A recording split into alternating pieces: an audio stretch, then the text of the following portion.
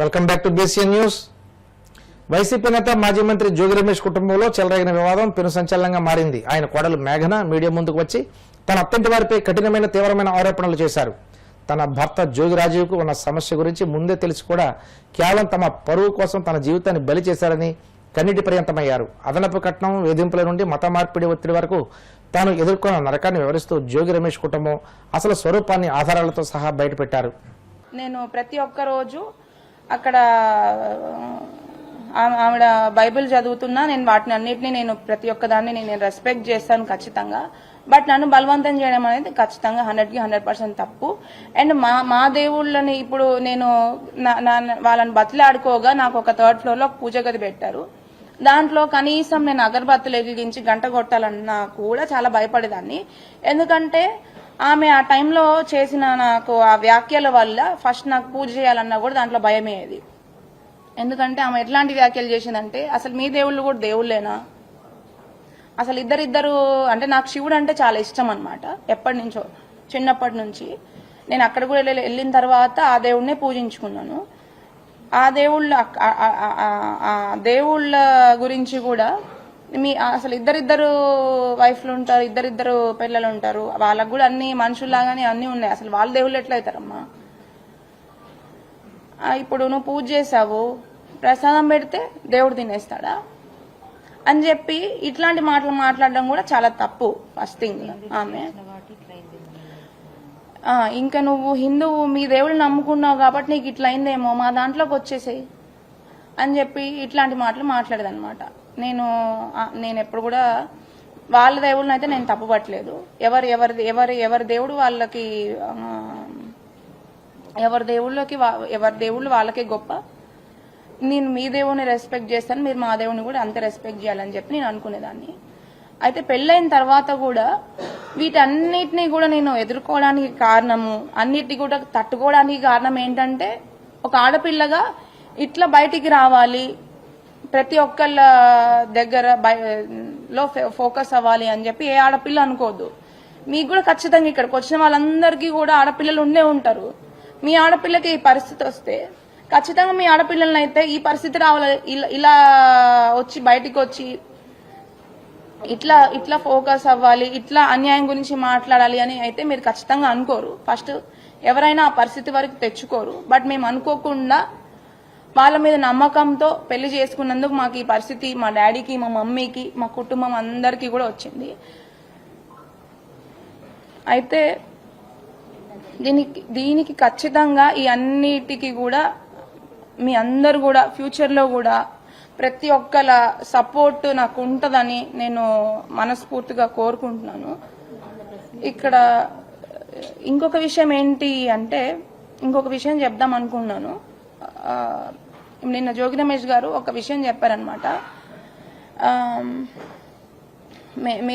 అమ్మ మేఘనమ్మ, మీ అత్తగారు నిన్ను ఒక తల్లిలాగా చూసుకున్నారు, నేను ఒక కూతురులాగా భావించాను అని చెప్పారనమాట. మరి తల్లిలాగా నాకు గోరుముద్దలు తినిపించి ఉంటే ఈరోజు నాకు ఈ స్థితి ఎందుకు వచ్చేది? అది దొంగచాటుగా వీడియోలు తీసుకొని దాన్ని ప్లే చేయాల్సిన అవసరం లేదు. ఎందుకంటే నన్ను అడిగితే నేనే చెప్పేదాన్ని, నువ్వు వెళ్ళావా అమ్మా అని అంటే, అవును వెళ్ళాననే చెప్తాను. న్యాయం కోసం వెళ్ళాను. ఆయన న్యాయం చేసి ఉంటే, ఆయనే సెట్ చేసి ఉంటే కరెక్ట్గా, అన్యాయం చేయకుండా నాకు, నేను ఎందుకు వెళ్తాను? వసంత కృష్ణ ప్రసాద్ గారి దగ్గరికి వెళ్ళాను, దానికి ముందు కూడా ఇంకొకసారి వెళ్ళాను. నువ్వు ఇక్కడ ఎంతో మంది ఉంటారు, మనం ఇంటి దగ్గర కూర్చొని మనం మాట్లాడుకుందాము, దీన్ని నువ్వు వీలైనంత తొందరలో బయటపడాలమ్మా.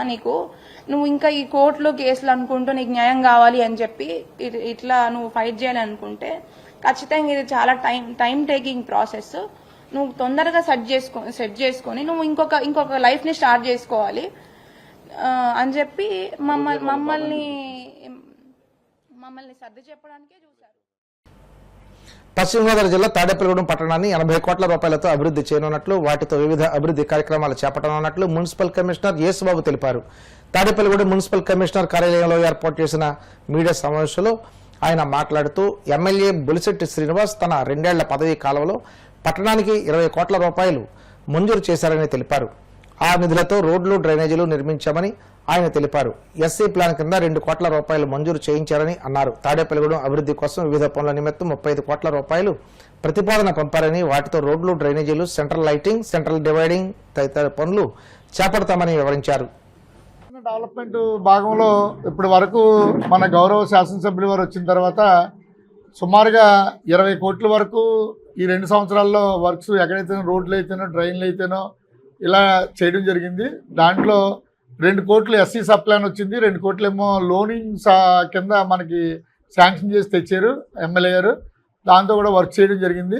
ఇప్పుడు మళ్ళీ పట్టణ డెవలప్మెంట్ ఇంకా ముందుకు వెళ్ళాలి, దాన్ని మన పట్టణాన్ని అభివృద్ధి చేయాలనే ఆ ఉద్దేశంతో గౌరవనీయులు మన 32 కోట్లు రోడ్స్కి ప్రపోజల్ పంపించారండి. పంపిస్తే అందులో 35 కోట్లలోని 32 కోట్లు రోడ్స్కి, 1.5 కోట్లేమో పార్క్స్కి, 1.5 కోట్లేమో డివైడర్స్, సెంట్రల్ డివైడర్స్ ఎక్కడైనా అనుకూలమైన రోడ్లు ఉంటే, అంటే రోడ్డు కూడా కొన్ని ఎక్స్టెన్షన్ పెద్ద రోడ్డు ఉండాలండి, దానికి కూడా ప్రపోజల్ పంపించి మనం ఈ రోజున 35 కోట్లు శాంక్షన్ చేయించారు. అది కూడా త్వరలో డెవలప్మెంట్ ఉంటుంది. అలాగే డ్రైన్స్కి 40 కోట్లు యుఐడిఎఫ్ అంటే అర్బన్ ఇన్ఫ్రాస్ట్రక్చర్ డెవలప్మెంట్ ఫండ్ కింద మనకు 40 కోట్లు అది కూడా శాంక్షన్ అయింది. అది కూడా అంటే ఏంటంటే ఎక్కడైతే డ్రైను రోడ్డు అవసరమో ప్రతి చోట కూడా ప్రతి వీధిలోని కూడా రోడ్డు డ్రైను మెయిన్ ఇన్ఫ్రాస్ట్రక్చర్ అవసరం కనుక ప్రజలకు మౌలిక సదుపాయాలు ఇవ్వాలనే ఉద్దేశంతో ఈ ప్రపోజల్ అయితే గవర్నమెంట్కి ఆనరబుల్ ఎమ్మెల్యే గారు పంపించారు. ఆ ప్రపోజల్ శాంక్షన్ కూడా అయింది. త్వరలో అంటే ఇంచుమించు ఒక 5-6 నెలల్లో ఇవన్నీ రిలీజ్ అవుతాయి. వర్క్ గ్రౌండ్ మీదకి వస్తే చాలా హ్యాపీగా ఉంటుంది. AP green corporation of India వారు దాంట్లో 4 చెరువులు డెవలప్ అయినాయి సార్. ఆ 4 చెరువులు కూడా కొండ చెరువు ఒకటండి. అంటే చుట్టూ వాకింగ్ ట్రాక్, తర్వాత గ్రీనరీస్ వేస్తారు. దాంట్లో లోపల ఉన్న సిల్ట్ అంతా తీసి వాటర్ స్టాగ్నేషన్ లేకుండా ఫ్లోయింగ్ ఉండేలా కూడా చేయడానికి ఉంది, యాక్షన్ ప్లాన్ ఉంది. దాని ప్రకారంగా 4 చెరువులు మన ఊర్లో 4 చెరువులు. కలియుగ ప్రత్యక్ష దైవం తిరుమల శ్రీ వెంకటేశ్వర స్వామి వారిని పలువురు ప్రముఖులు దర్శించుకున్నారు. వీఐపీ విరామ దర్శన సమయంలో హోంమంత్రి అనిత, ఎంపీలు సాన సతీష్, రామకృష్ణ, ప్రముఖ సింగర్ మంగిలి వేరువేరుగా స్వామివారి సేవలో పాల్గొని మొక్కులు చెల్లించుకున్నారు. దర్శనానంతరం వీరికి రంగనాయకుల మండపంలో వేద పండితులు వేదాశనం అందించగా ఆలయ అధికారులు స్వామివారి తీర్థ ప్రసాదాలు అందజేసి పట్టు వస్త్రంతో సత్కరించారు.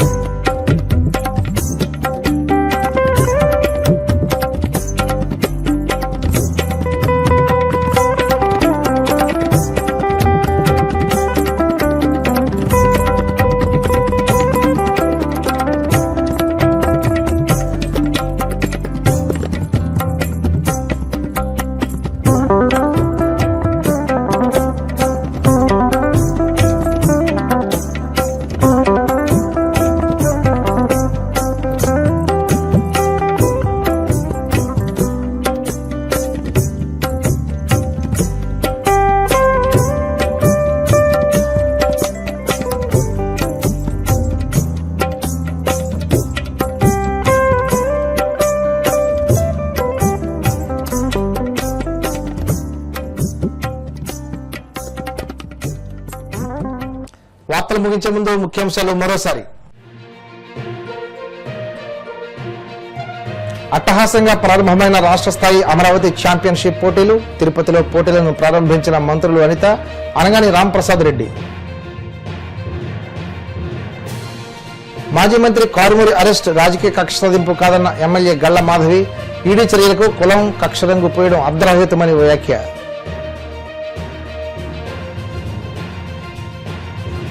బీసీలను చంద్రబాబు తన రాజకీయాల కోసం వాడుకోవడమే తప్ప వాళ్ళకి కల్పించిన ప్రయోజనాలు శూన్యం. విమర్శలు గుప్పించిన మాజీ మంత్రి ధర్మాన.